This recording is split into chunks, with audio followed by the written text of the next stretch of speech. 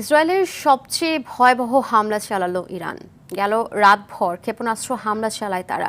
ধ্বংস হয় হাইফার বৃহৎ তেল পরিশোধনাগার। এদিকে তেহরান খালি করার হুঁশিয়ারি দিয়েছেন মার্কিন প্রেসিডেন্ট ডোনাল্ড ট্রাম্প। আর ইসরায়েলকে থামাতে ট্রাম্পের প্রতি আহ্বান জানিয়েছেন ইরান। তবে নেতানিয়াহু বলেছেন, ইরানের সর্বোচ্চ নেতা আয়াতুল্লাহ আলী খামেনিকে হত্যা করলেই কেবল এই সংঘাতের অবসান ঘটবে। ইমতিয়াজ আহমদের রিপোর্টে বিস্তারিত। ইরানে ইসরায়েলি হামলার মধ্য দিয়ে শুক্রবার শুরু হওয়া সংঘাত গড়িয়েছে পঞ্চম দিনে। একে অপরের স্থাপনা, তেল পরিশোধনাগার লক্ষ্য করে দফায় দফায় হামলা চালাচ্ছে। তেল আবিবের আকাশে মুহুর্মুহু ইরানি ক্ষেপণাস্ত্রের বিস্ফোরণের শব্দ। ইসরায়েলের অহংকার খ্যাত আয়রন ডোম হ্যাক করে বেশ কয়েকটি লক্ষ্যবস্তুতে আঘাত হানে ইরানি ক্ষেপণাস্ত্র। ইসরায়েলও তেহরানে জোরালো বিস্ফোরণের ঘটনা ঘটাচ্ছে। সংঘাতের বলি হচ্ছে সাধারণ